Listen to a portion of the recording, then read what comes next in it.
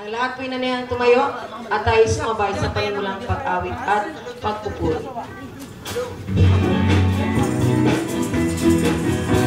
Umawit ng may kagalakan, pagutin ay ipagdiwang.